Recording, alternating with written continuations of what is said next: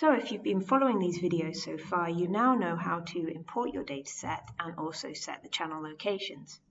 The next stage is typically resampling. Resampling is a relatively simple process that can basically be thought of as deciding how much detail you want to keep in your dataset. Usually this decision ends up as a bit of a weighing up of two crucial things. Firstly, how important is it for you to measure the precise onset of your effects? And two, how much space realistically do you have on your computer? Typically, when we measure ERPs, we want to know roughly when our effects begin and end. And by reducing the sampling rate, we end up losing a little bit of this information, but not a huge amount.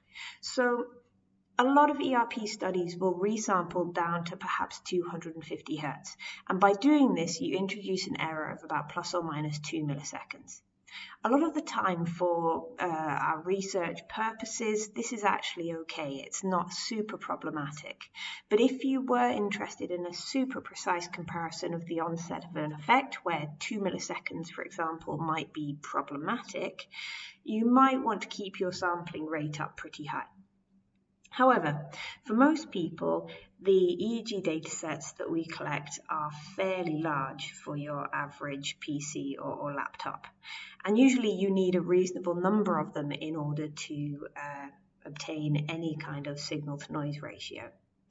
So if you want to run a reasonably long study with a reasonable number of participants and you want to keep your data at a high sampling rate, you're quickly going to use up a lot of space on your computer.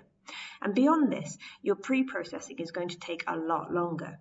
For simple things such as setting channel locations, there will be very little difference, but actually when you come to more complex processes such as dealing with blinks, perhaps running ICA decompositions, the increase in time can be quite significant.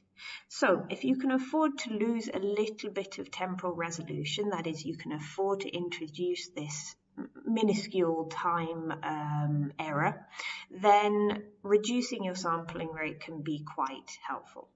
It's very simple to do this. You go to Tools, change sampling rate, and you select your new sampling rate. Perhaps one of the most common downsampling rates is 250 Hertz. So for our purposes, or if you're not sure the sampling rate that you want to downsample to, this is a fairly safe option to choose. If I press OK, my ERPLab will pop up with another menu. Again, it wants to know the name for this file, so I will call it dataset 1-250 and OK. And I can now see that my sampling rate has changed down to the appropriate level that I've selected.